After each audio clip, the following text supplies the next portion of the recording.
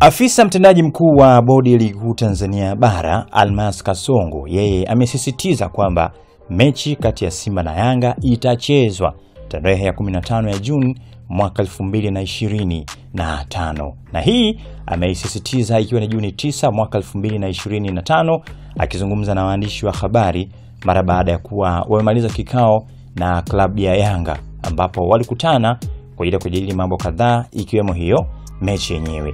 Sasa yeye anasema kwamba kile ambacho wao walikipanga kama bodi ya ligi ndicho ambacho mpaka sasa wako nacho na kitabaki hivyo. Kwa hivyo wao wanachojua ni kwamba mechi itapigwa siku hiyo.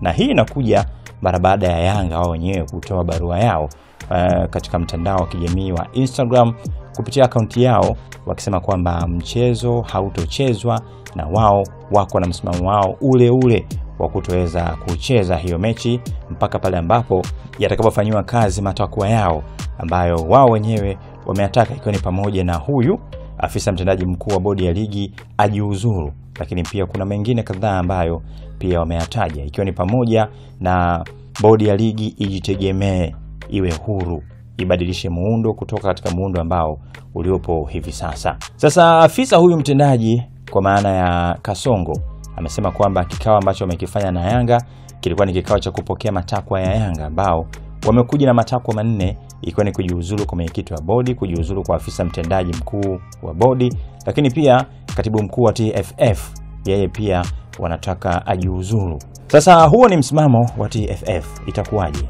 Watu wanajiuliza siku hiyo nini kitakuwa. Je, mechi itachezwa haichezwi? Yanga atakatwa pointi ama hakatwi? Sasa sisi tunasubiri kuona.